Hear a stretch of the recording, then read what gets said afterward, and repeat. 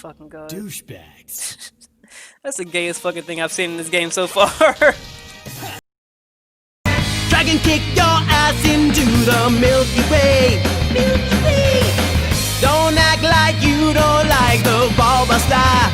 Bulbasaur. My arm, my arm, my arm, my arm, my arm, my arm. The summon of the powers of the God hand.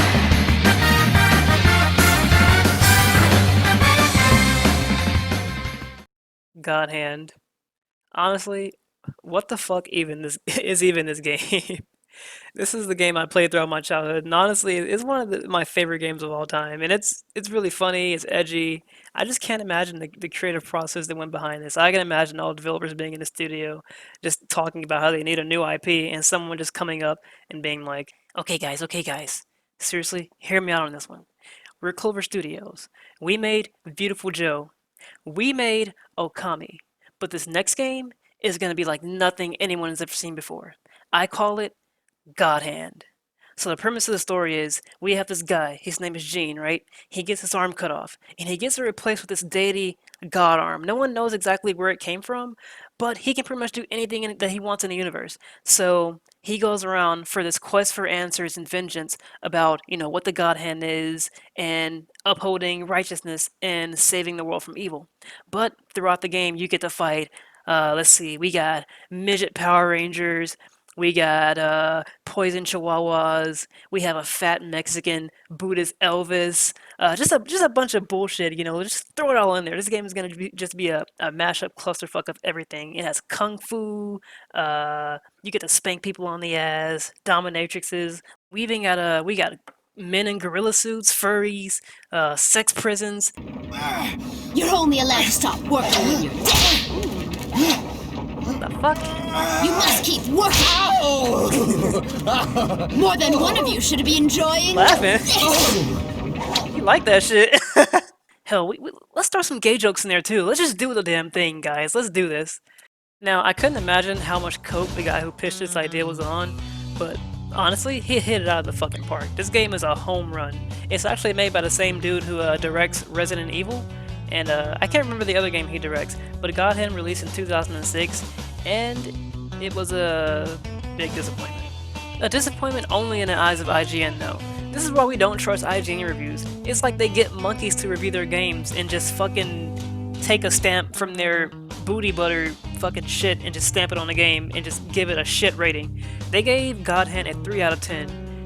And that single-handedly, I feel like is the reason why this game never actually took off in the first place. This game is amazing. They said it was too hard, and they said a bunch of other stuff. Actually, let me just show you guys the review. Okay, so I couldn't find the original video that IGN uploaded on God Hand, but I found the original article review, I guess. It's on their website. It was posted in 2006, but they gave it a 3 out of fucking 10. That is highway robbery. It still pisses me off to this day. But really, can we really be surprised? We all know how bad IGN is at reviewing games. Pokemon Omega Ruby and Alpha Sapphire, 8 out of 10, too much water, which became a running meme in the gaming community. There are even a few post-game surprises to keep you training the Pokemon you actually want to train long after you're done with the more superfluous HMs. I'm gonna give you guys my take on God Hand, someone who's actually played and beaten the game and who is fairly skilled at the game, but their criticisms of it were pretty much that it was too hard. They said it had no level variety, they said the game felt uninspired, and they said the enemies felt repetitive. And if you played the game, you know how fucking untrue that is. The only thing I can say about God Hand is that it is a really, really hard game, but they have an easy setting, a normal setting, and a hard setting, so you can choose to play the game to cater to your specific needs. It's still challenging, but all in all, it seems like IGN just can't finish a game where someone isn't holding their hand every step of the way, so...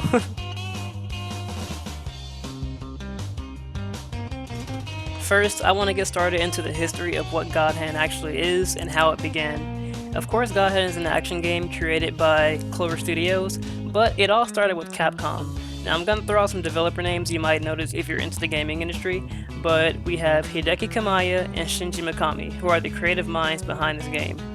Hideki Kamiya is the director of series you may know, like Devil May Cry and Bayonetta, and Shinji Mikami is the director behind series you may recognize like Resident Evil, Dino Crisis if you're a boomer, or Vanquish.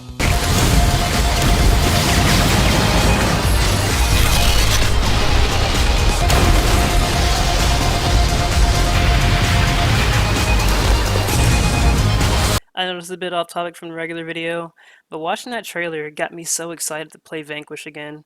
Like, it brings me back to a time where I was genuinely excited about gaming. Nowadays, I'm not really. Everything seems done to this point. Nothing is really original. Everything's trying to copy the whole AAA open world over the shoulder third person formula, and it just gets kind of bland. You know, I feel like the market is being really oversaturated with certain types of games nowadays, and it just makes it not exciting. And also on top of the fact that games are way too fucking PC nowadays, it's hard to take anything seriously, and everything just seems kind of fake. Make gaming great again. That's all I wanted to say. So a quick little rundown of the timeline of where these action games fall into the spectrum is that Hideki Kamiya created Devil May Cry originally, which was used from Resident Evil assets, which is an interesting tidbit. But after creating Devil May Cry, he then went on to create Beautiful Joe and Okami, which was under the banner of Clover Studios, which he also founded.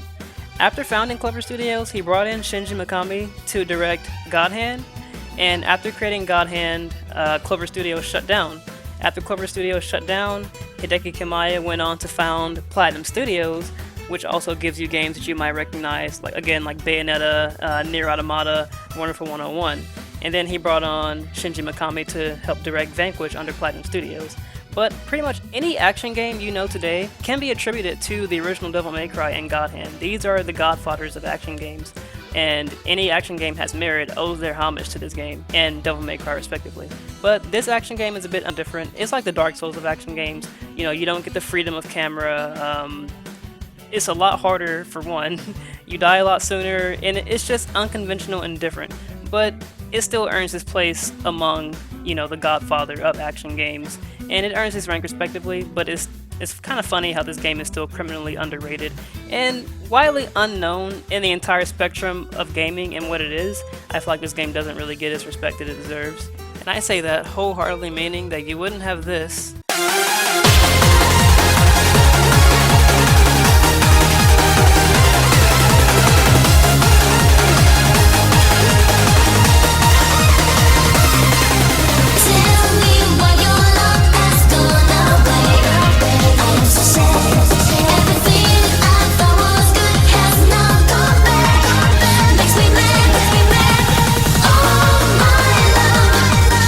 without this.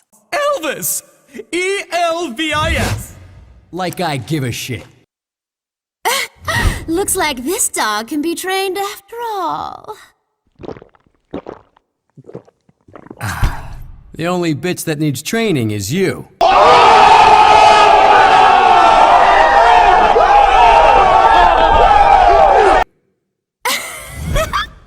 So you're gonna train me, huh?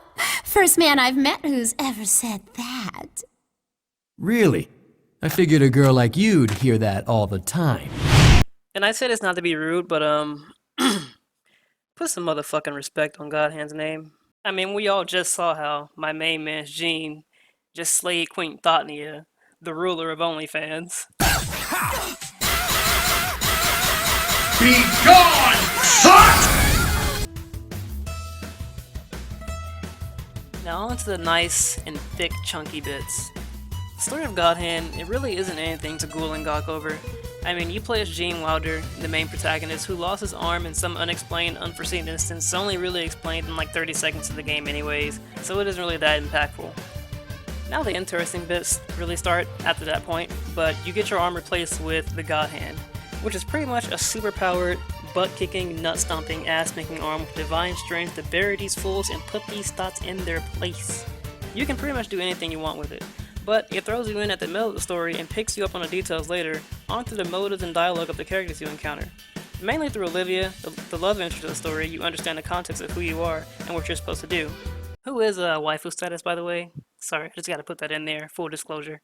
It's not enough for a yacht, but take this. Ah, been turning tricks, huh? Asshole.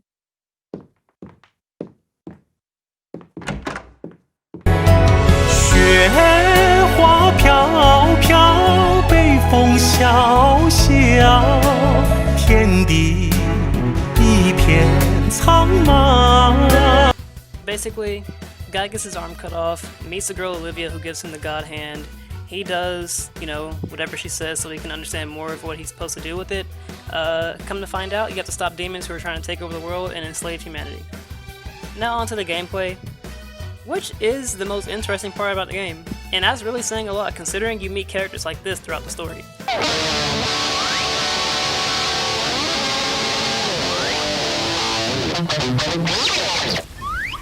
Time for the encore! This time we've got a special guest! Hitting the drums, Double C! Thank you! Represent! As you may have denoted from the gameplay you've seen so far, the camera is locked behind you in a third-person view, so you're only limited to what's in front of you. It takes a couple minutes to get used to because this isn't what you would expect from an action game. I'd imagine most people are more akin to running around with a free camera like in Devil May Cry or Bayonetta, but this system works. It frees up what you would use for the camera to other moves like dodging and bobbing and weaving. The depth of this combat system comes from the moves you use in situations where you encounter enemies. You have a little menu where you can map different moves to different buttons to figure out a combination that works for you in the pause screen. There's a basic square combo, and all the moves with the other face buttons, which you can map to any move in the game, in which there's hundreds of combinations to play with, mind you. You can have a whole moveset of pimp slaps if you wanted to, and I'm okay with that. Another system in which God Hand flaunts his combat system's uniqueness is in the roulette wheel. The roulette wheel is something you can use during the phases of combat, where you open up a special wheel by consuming one of the balls you have at the bottom of the menu, which gives you a vast amount of techniques to use on your opponents. Each one has, different effects. You can knock your opponent away, pull them in, knock them up, or just kick them in the balls if you're feeling like a dick. But you can use these moves to add a little bit more style to your gameplay. You can use the flex on enemies, or if you're feeling overwhelmed, you can open up the roulette wheel to give yourself some breathing room. It all works and it plays complementary to the main combat system the game has in place. And the last thing the combat has to offer is more of a cheap thing to do anyways, but it's the God Hand. The golden meter you see at the bottom of the screen, once that fills up, you get to unleash your God Hand. It makes you invisible, it makes your attack super powered, and your opponents pretty much can't do anything about it until it runs out. Now, this is the ultimate get out of jail free card because it makes a lot of fights easy, in which they shouldn't be. But sometimes it's necessary because the game can throw a lot at you at one time, so sometimes you feel like you need to use it to get to the next part of the game, because if you die, it will start you back at the beginning of the encounter. And yeah, full disclosure, I had no shame in using the God Hand on my playthrough numerous times, because some of the enemies in this game are just wild. Like this guy, for example. Nope. That's just free damage when you do that. What? What? What? What? What? My health! My health!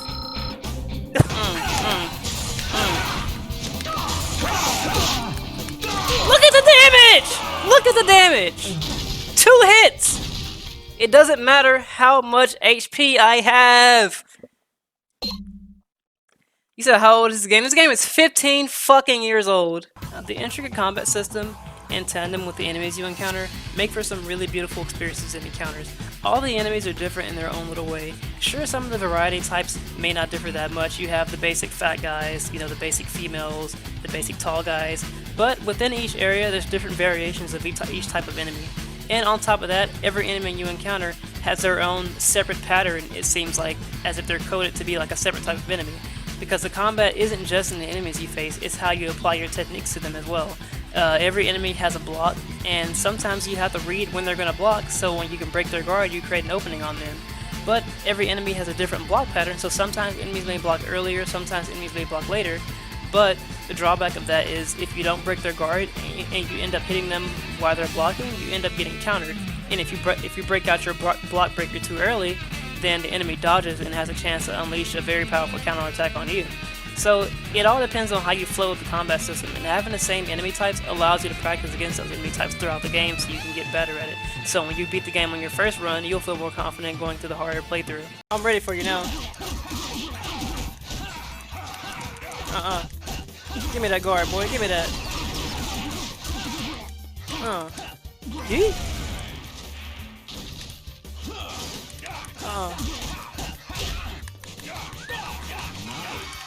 Oh, the counter hit. Oh.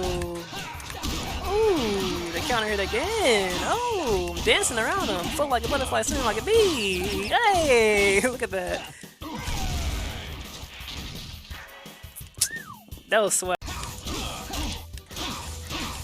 Oh, hit him with the movement. The schmovement. Oh, he couldn't handle it.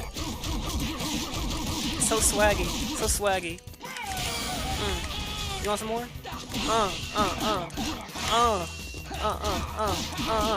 Block. Ah, the reeds. The reeds, bitch. I'm a god. I'm a god. I'm a god. But all in all, everything works really nicely with the combat. So I don't understand the criticisms behind God Hand and what IGN was talking about when they said that enemies were too repetitive and the combat was too hard. I mean, if I'm to be honest, IGN, or anyone who doesn't like God Hand, just get fucking good. Not every game is made to hold your hand. Some games are made to be challenging and difficult for people who actually enjoy challenges. Just because you can't play the game and you can't beat it doesn't mean it's a bad game. Like, newsflash, not every game you play is meant to be digested within, you know, an hour or two just so you can get a review out. Some games require time and patience. I mean, look at all the fighting games out there that have great players. Those aren't bad games because they're hard to pick up. They're great games. Some just require a different set of skills. In conclusion, to wrap things up, God Hand is an amazing game. I don't usually down others' opinions, but I would say this is one of the few circumstances where I would say someone else's opinion is just objectively wrong in almost every aspect of the word. This game is nowhere near a 3 out of 10. This is one of the best games I've ever played on any console in any generation. It's so different, it's such a breath of fresh air, and the fact that I'm playing this game 15 years later, constantly playing it and doing playthroughs on and off, is just a testament to how the replayability in games like this is. It's different, it's challenging, it's engaging, it has humor, it's very interactive, and it has that thing that games nowadays are just missing, you know? It has charm, it has personality, it has passion, it has love.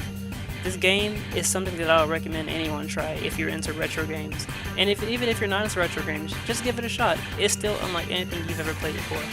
But this is the analysis of God Hand. I gave you guys the history of it, some little tidbits about the studios and who worked on the game. But yeah, just give it a shot. And one more thing to point out, if this game is so bad, then why am I having so much fun? Get the pummel, get the pummel, get the pummel! There we go.